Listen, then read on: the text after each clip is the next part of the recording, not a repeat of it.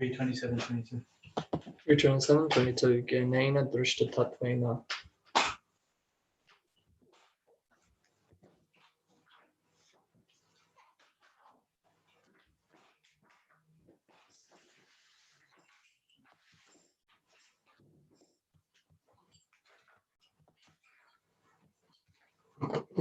We're live. Jai Radha Madhava Kunja Bihari. Jai Radha Kunja Bihari. Jai Radha Kunja Bihari.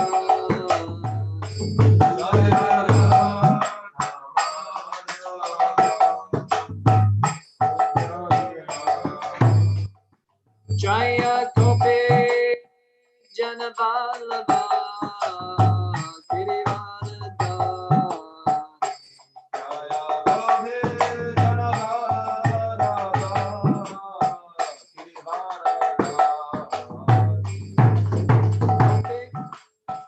Janavallabha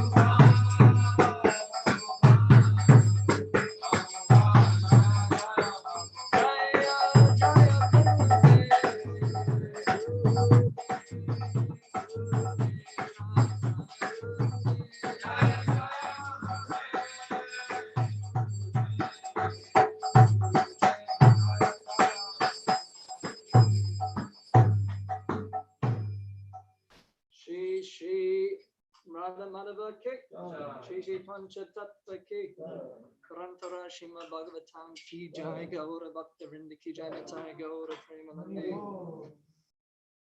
Reciting the praise of the glories of Srimad Bhagavatam. Sava Shastra Dipiyusha, Savadeva Kusapada, Sava Siddhanta Ratmadya, Sovalaika Kadrik Prada. All scriptures, all the Vedas.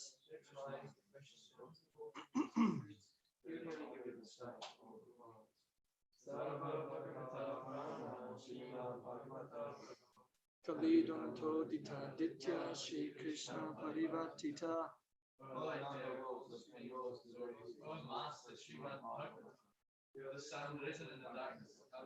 The exact image of Shri Krishna. Sabada Sarasvaya Shri Krishna. Useful to read your every syllable, pulls down the flight of prema. You can always be served by everyone. You are Shri Krishna himself.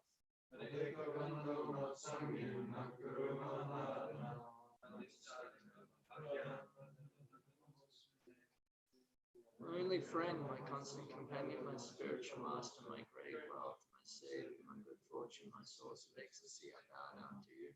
Sadhu sadhu tadaya matini chotara kala hanam jagada chimam prema kandiyospura. Saintly, exalted the most fallen, please never leave me, always hold my heart and my voice with pure love. Om Namo Bhagavate Vasudevaya. Om Namo Bhagavate Vasudevaya. Om Namo Bhagavate Vasudevaya. Om Namo Bhagavate Vasudevaya. Om Namo Bhagavate Vasudevaya. Om Namo Bhagavate Vasudevaya.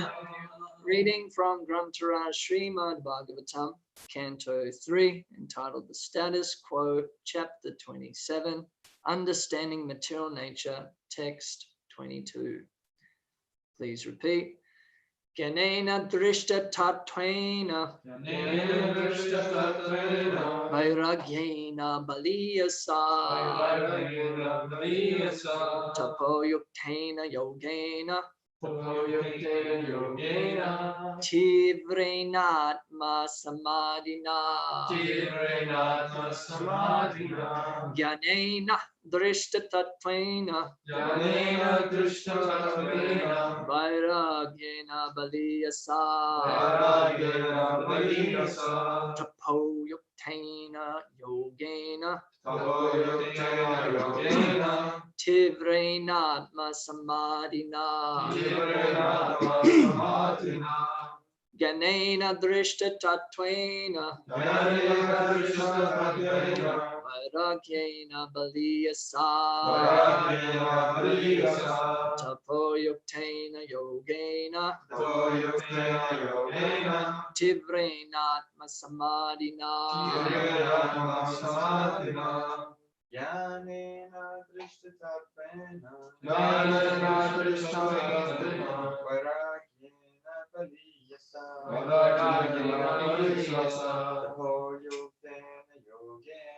Tapoyuktena yogena Tivrenatma samadhina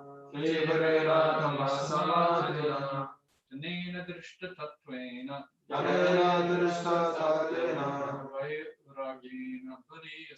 Vairagyena baliyasa Tapoyuktena yogena Tivrenatma samadhina Jnanena drishtatattvena Vairagyena baliyasa Tapoyuktena yogena Tivrenatma samadhina. Please repeat the synonyms Jnanena. Jnanena. In knowledge. In knowledge. Drishtatattvena. Drishtatattvena. With vision of the absolute truth. With vision of the absolute truth. Vairagyena. Vairagyena. With renunciation. With renunciation. Aliyasa. Aliyasa. Very strong. Very strong. Tapa. Tapa. Yuktena. Yuktena. By engagement in austerity. By engagement in austerity. Yogena. Yogena. By mystic yoga. By mystic yoga. Tivrena. Tivrena. Firmly fixed. Firmly fixed. Atma Samadhina. Atma Samadhina. By self-absorption. By self-absorption. Translation and purport by His Divine Grace. A.C. Bhaktivedanta Swami Srila Prabhupada Ki Jai. Jai. This devotional service has to be performed strongly in perfect knowledge and with transcendental vision. One must be strongly renounced and must engage in austerity and perform mystic yoga in order to be firmly fixed in self-absorption. Purport. Devotional service in Krishna consciousness cannot be performed blindly due to material emotion or mental concoction. It is specifically mentioned here that one has to perform devotional service in full knowledge by visualizing the absolute truth. We can understand about the absolute truth by evolving transcendental knowledge. And the result of such transcendental knowledge will be manifested by renunciation. That renunciation is not temporary or artificial, but is very strong. It is said that development of Krishna consciousness is exhibited by proportionate material detachment or vairagya. If one does not separate himself from material enjoyment, it is to be understood that he is not advancing in Krishna consciousness. Renunciation in Krishna consciousness is so strong that it cannot be deviated by any attractive illusion. One has to perform devotional service in full tapasya, austerity. One should fast on the 2 Ekadashi days, which fall on the 11th day of the waxing and waning moon, and on the birthdays of Lord Krishna, Lord Rama, and Chaitanya Mahaprabhu. There are many such fasting days. Yogena means by controlling the senses and mind. Yoga Indriya Samyama. Yogena implies that one is seriously absorbed in the self and is able, by development of knowledge, to understand his constitutional position in relationship with the super self. In this way, one becomes fixed in devotional service, and his faith cannot be shaken by any material allurement. Om Gana Timarandasya Gananjana Shalakaya Chakshon Militam Yena Tasmai Shri Guruve Namaha. Jai Shri Krishna Chaitanya Prabhu Nityananda Shri Advaita Gadadara Shiva Sadi Gaura Bhakta Vrinda. Hare Krishna, Krishna Krishna, Hare Hare, Hare Rama, Rama Rama, Hare Hare. Vakam karate vachalam pangum langayate grim yakripatamaham bande Shri Gurum Dinataranam. Offer my respectful obeisances unto my spiritual master, the deliverer of all fallen souls, whose mercy turns the dumb into eloquent speakers and enables the lame to cross mountains. Translation again.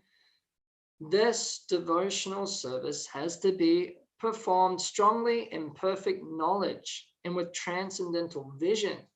One must be strongly renounced and must engage in austerity and perform mystic yoga in order to be firmly fixed in self-absorption. So this is Lord Kapila Dev's reply to an inquiry by Devahuti who has just asked Lord Kapila, her son, she says, "My dear Brahmana, does material nature ever give release to the spirit soul, since one is attracted to the other eternally? How is their separation possible?" She speaks a few other verses elaborating on the subject, and then Kapila Dev says it's only possible by devotional service. And today's verse, he's explaining how it is to be executed, performed strongly, perfect knowledge, with transcendental vision. You must be renounced strongly, engage in austerity, perform mystic yoga, which Prabhupada in the word for word, same word, is in yogena, in the word for word, he's translated as mystic yoga, but in the purport, he's explained as controlling the mind and senses. So that's mystic yoga. And be firmly fixed in self-absorption, fixed in the Brahman conception of life. So the living entity is said to be conditioned from time immemorial. That's called Nitya Baddha. And what that means is that it's like eternally conditioned. Nitya means eternally, meaning that not literally in the sense, but that from the moment that the living entity became conditioned by material nature, that cannot be traced out. That you cannot pinpoint that moment when the living entity fell under the sway of the material energy. So we've been here for a long time, therefore Nitya Baddha. We've been here for a long time, and because of such long association with the material energy, then we've become very attached to it. As Devahudi has said, the living entity is attracted to material nature eternally, practically speaking.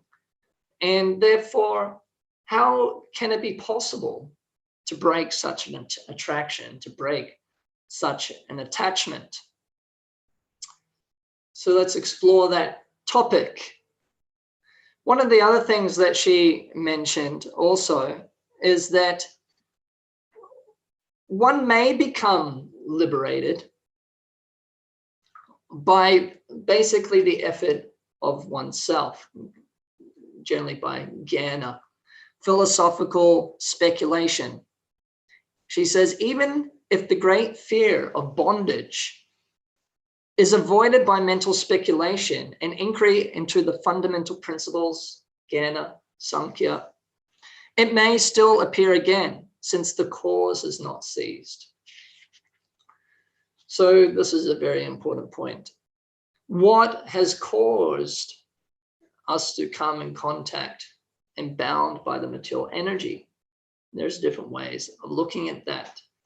So this material world has been appropriately described as like a prison. It doesn't sound very nice. Generally, we want to think of this world as a place for our enjoyment. Yayedam daryate jagat, as Krishna says. What is the living entity doing in this world? He's exploiting the material energy. Exploitation is a strong word, but more or less, that's what human beings do. Whether it's artificial materials, silicon chips, rubber, steel, whatever, or natural resources, food, fish, animals, whatever it may be, or other biological forms, the opposite sex, we're trying to exploit the material energy. All these things are composed of material nature, the material energy. That's what we're trying to do in this world. And we've become very much accustomed to this process of seeking our pleasure materially. So the living entity, you could say, is trapped within this world because of lust and envy. So let's have a look at that topic briefly. So Krishna, he explains in the Bhagavad Gita, Icha dvesha samuttvena, Icha dvesha samuttvena, dvandva mohena bharata, savabhutani samaham sargayante parantapa. So he says, O sign of Bharata, O conqueror of the foe, all living entities are born into delusion, bewildered by dualities, arisen from desire and hate. So we're in the prison because of desire or lust, selfish interest, as Kaviraj Goswami explains in the Chaitanya Charitamrita, Amendriya Priti Vancha, Atmendriya Priti Vancha Taribali Kama, that the desire to please or gratify one's own senses, that's lust. So the selfish interest, Icha, my desire, it's lust to gratify one's own senses. And dveshta, Icha dveshta, Prabhupada translates that in different ways in the current shloka that I'm quoting, hate, but also other places this word dveshta or dvesha or dveshti is translated as envy. Envy of who? Ultimately Krishna, but the way that it manifests in this world because of forgetfulness of Krishna, then we become envious of others, our competitors. Prabhupada writes that we've become a competitor with the Supreme Personality of Godhead. We're competing for the position of the enjoyer and the controller, Ishwaraham Maham Bhogi. Because to exercise our own interests, then we have to control and enjoy. And because others are trying to also do that, then it creates that envy. So these things, they're very pernicious. And they keep us within this prison without bars. This material world is a prison without bars. The shackles are real. The imprisonment is real, but only a wise person comes to understand this position, this awkward position by which the living entity is threatened by non-existence, even though he's actually eternal. He's not meant to be threatened by non-existence. He's not actually meant to go through the cycle of birth and death. Therefore, the subject matter, liberation. How does the living entity retain its original position of beyond the cycle of birth and death? How does that occur? That is Devahuti's very important inquiry. So it's been explained, Maitunya Agara. Prabhupada quotes this in the Bhagavad Gita, chapter 3, text 39. Purport, that it says that the living entity is shackled by sex life. The attraction for the opposite sex is the chief way, you could say, that our selfish interest, our desire to exploit and enjoy matter in this world manifests. And another interesting factor to consider is the position of the false ego. The false ego is fundamental for material existence. Ahamkara. This misidentification with the material energy, thinking that I am the body and things in relationship to my body are mine and for my enjoyment, of course. Why do we want to possess things? So we can lord it over it, we can control it, we can manipulate it for our enjoyment. So Prabhupada in the Krishna book, he describes that Jiva kosha. And he literally says jiva kosha, the Sanskrit word, means imprisonment by the false ego. And this is fundamental, totally fundamental. And actually, if you make a bit of a study of this topic, especially from the 11th canto, the conversations between Uddhava and Krishna, then you'll be interested to learn that actually the contact between the spirit soul, the Atma, and material nature actually never does actually take place. It's actually an hallucination. Hallucination, it's described. But this whole affair that we're going through is made possible by the actions of the false ego. And because of false ego, then we have to undergo the tribulations of material existence, jiva kosha. It keeps us within this prison. So there's a lot going on here. There's different ways that we could look at this topic, but time does not allow us to go too deep. So we're dealing with the false ego, and because of false ego, you could say it's all bundled up together. Welcome to the material world, lust, envy, false ego. It's all here. So we want to get free. Someone who understands they're in a prison, naturally they want to get out of prison, generally speaking. Generally speaking, we want to get out of prison. So this is the first step. We need to understand that we don't want to be here. At least that much desire has to be there, that understanding that actually this is not the place where I can fulfill my true interest.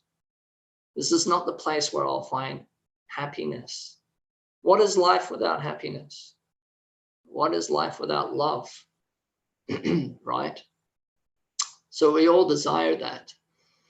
So we want to get out liberation. Now, as we were mentioning, one may become liberated by their own effort. That's one way. We try and become liberated from the prison by our own effort. And as far as you can get is a theoretical liberation or a temporary state. By the effort of your own intelligence and your own discernment, it is possible for a rare few to actually achieve some state of liberation, which generally necessitates that you cease from activity. You come to the platform of not being bound by the laws of karma. That's another thing that binds you. Under the sway of lust, envy, and false ego, then you act what's called karma bandhanaha. Your actions actually bind you. That's another form of the imprisonment. So how is it possible for the living entity to get out of this entanglement? So Devahuti is inquired from Lord Kapila. So you may become liberated, but it's not permanent. It's not temporary. Why? Because the cause of your entanglement in this material world has not ceased. That's what Devahuti, she understands that. Even if by great fear of bondage is avoided by mental speculation and inquiry into the fundamental principles, it may still appear again since its cause is not ceased. So basically, you cannot fully uproot this ahankara by your own effort. You may cease from material activity, but you actually haven't come to your true ego, your true state, your true natural position by this effort. As far as your intelligence can penetrate into the realm of Brahman is the impersonal effulgence. And identifying with that impersonal effulgence, you may merge into it, meditate upon it and merge into it. That's as far as you can get, but that's actually not your actual position. And your selfish interest has not fully been removed by this process. Therefore, one falls down again. In the Chaitanya Charitamrita, there it's explained that Jivan Mukta means that you can be liberated even in this life. We're not talking about waiting for death to find out whether you made a good choice or not. No, those that understand the subject matter, they become liberated in this life, in their very same body. So the Chaitanya Charitamrita then explains that Gane Jivan Mukta, that one may become Jivan Mukta by Jnana, Gane Jivan Mukta. But there it's described that one will fall down again. Why? The reason given is because of offenses. Actually, your offensive mentality toward the Supreme Lord. It's unnatural. That's the point. It's actually seated in envy, this impersonalism. We have to come and understand that. It's actually artificial, that position. It's not Swarupa. It's artificial. So you may achieve it for some time, or you may have some theoretical liberation, but Abhishuddha Buddhaya, that's one of the verses quoted in the Chaitanya Charitamrita in this discussion. It's impure intelligence, dirty intelligence. This is from the 2nd chapter of the 10th canto, the demigods glorifying Krishna within the womb, I believe, of Devahuti. Abhishuddha Buddhaya, impure intelligence. It's offensive. We're turned away from Krishna. Krishna Bahimukha. We've turned our face away from Krishna. So anything achieved under that is still false, and it will not be permanent. But then the Chaitanya Charitamrita goes on to explain Bhakti Jivan Mukta. You may also become liberated by bhakti. And that's what the Supreme Personality of Godhead, Kapila Dev, is explaining. Actually, it can only be achieved by bhakti. And that's the conclusion of Krishna in the Bhagavad Gita. Daivihesha gunamayi mama maya dharayaya. Actually, you cannot overcome this material nature by your own effort. Difficult, actually impossible. He says, very difficult, dharatyaya. So you may do it. I guess it allows, he says, very difficult, doesn't say impossible. So he may be giving some leeway to the Jnani, who may do it for some time. But the only actual way to do it, as Krishna points out, then mam eva ye prapadyante mayamitam parantite. But those who surrender unto me, they can easily cross beyond it. The material world is described as an ocean sometimes. The ocean is formidable. You stand on the shores of the Pacific Ocean, look out into the horizon. You cannot see its end. You cannot calculate its depth. How to cross this ocean? Surely trying to swim its length and breadth, you will lose your life. You'll be lost in its depths. But for one who surrenders unto Mukunda, then actually he steps over this ocean of material existence, just like one can easily, without any consideration or large effort, step over the hoof print of a calf. A little bit of water may gather in the hoof print of a calf. And the devotee, by bhakti, steps over this vast ocean. Bhakti gets to the root of the matter. It uproots that which caused our original contamination, our original bondage. It goes to the source, whereas Jnana, Sankhya, anything else devoid of any tinge of bhakti actually doesn't deal with the issue, even though you may achieve some theoretical state of liberation, ceasing from activity, but you don't know what to do with your senses, which are eternal. You have senses because you're part and parcel of the Lord. The Lord has senses.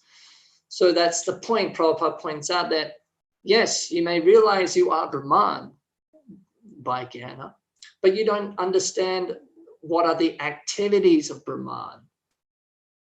Activities of Brahman, that's bhakti. And bhakti is totally opposite to what we're doing here in the material world.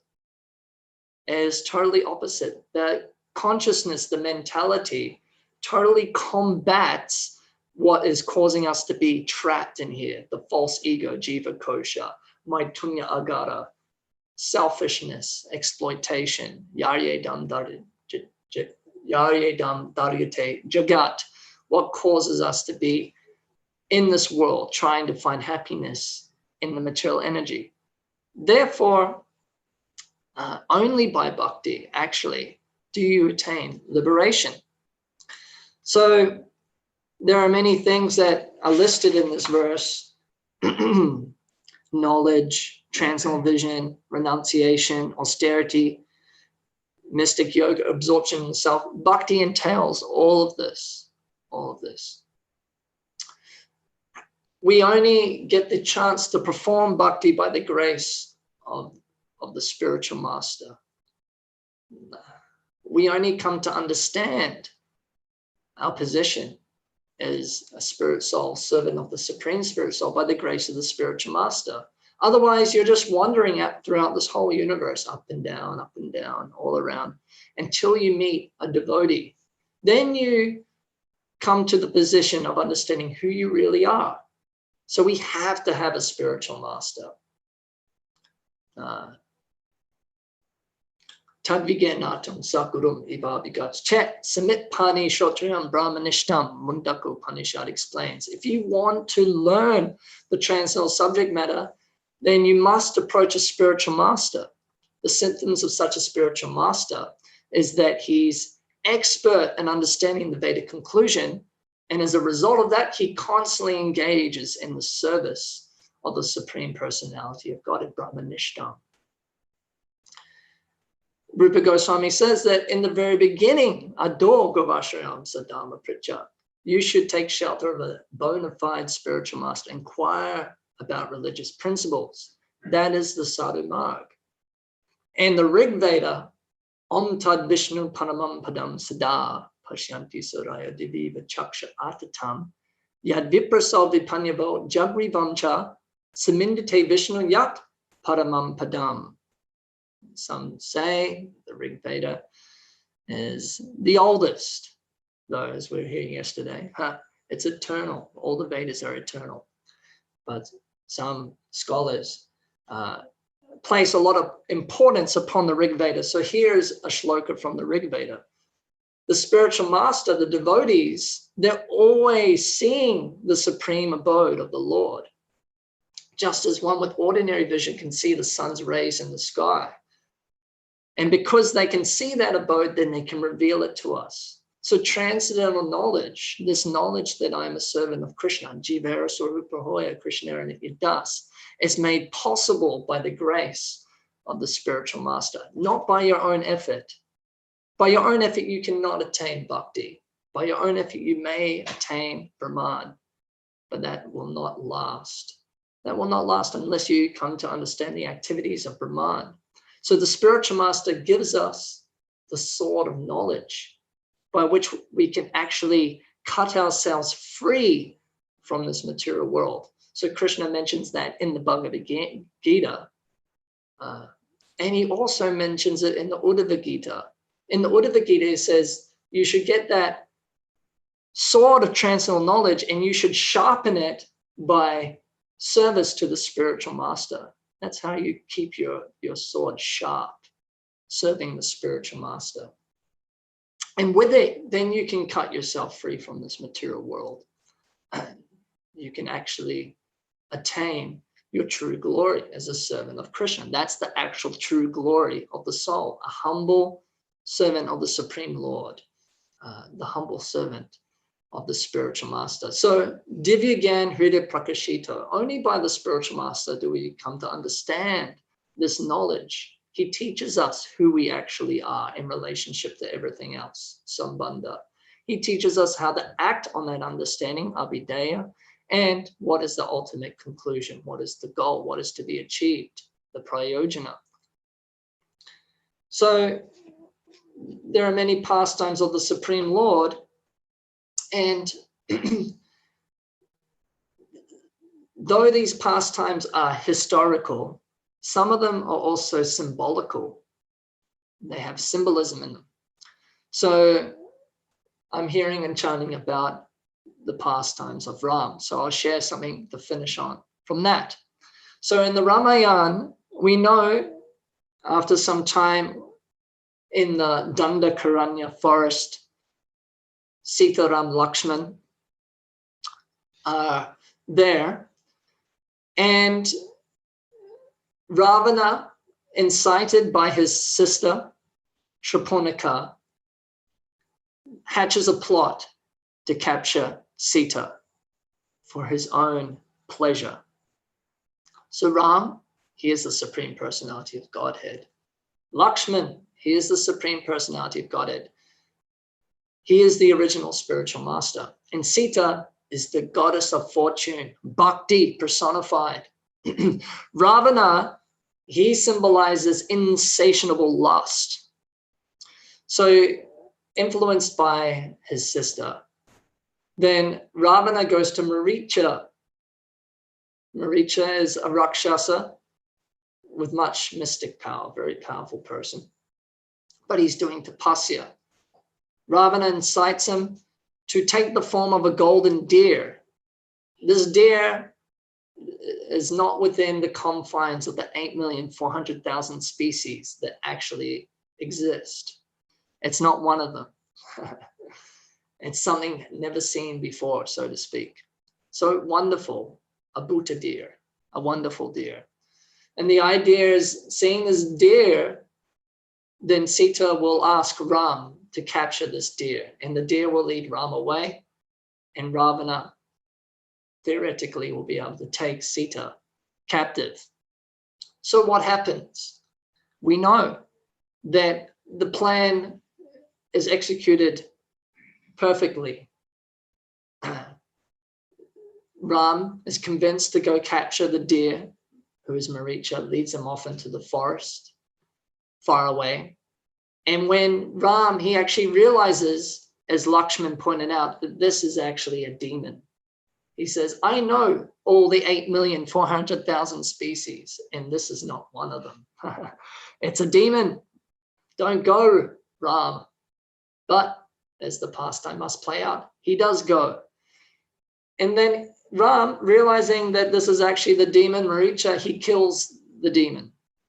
But as the demon dies, he jumps up into the air with his final last breath. And in the exact same voice of Ramachandra, he cries out, Sita, Lakshman, help. So Sita hears this, and she is afraid, naturally. Lakshman, did you hear that? Ram is in trouble. Of course, Lakshman's assuring Sita, Ram cannot be defeated by anyone. There is no way that Ram is in trouble. This is just the trick by the demon Maricha. He actually says it very clearly. He knows what's going on. This is how the Leela goes, basically. It's like, don't worry. But Ram left strict instructions with Lakshman not to leave Sita, But Sita convinces Lakshman by piercing his heart with harsh words to leave anyway. So then, Lakshman does leave, and Ravana comes in the form of an ascetic and tricks Sita and takes her captive, takes her away to Lanka. So insightful devotees, acharyas explain that there's a lot of lessons to be learned from this incident. So Ramachandra, he's the Supreme Personality of Godhead. All the Vedic knowledge is coming from him via the spiritual master, as we were explaining, by the grace of the spiritual master, where we see the Divya Gyan. So Ram left instructions with Lakshman to protect Sita personified, bhakti, your devotion, the devotee, devotion. But when we don't listen to the spiritual master, then we become open to being our devotion being stolen by insatiable lust. Because it's only by following the instructions of the spiritual master, executing bhakti, that original cause that causes our bondage is actually destroyed. So when we do not follow the guru, who's representing the Supreme Lord, his instructions, then we become open to these enemies like lust, like Ravana. Insatiable lust steals our bhakti away. So I'm going to stop there. I've taken more than my due, and I kindly thank you for your attention. Grantaraj Srimad Bhagavatam ki jai, Srila Prabhupada ki jai, Gaura Bhakta Vrinda ki jai, Nitai Gaura Premanande.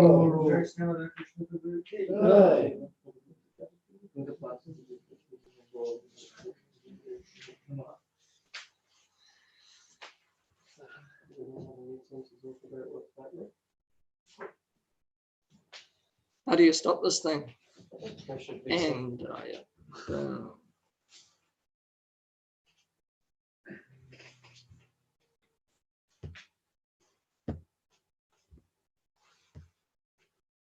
I'm taking a picture.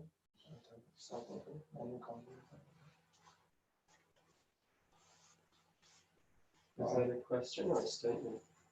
I'm doing ashram. You're just Yeah, I'm doing it. okay.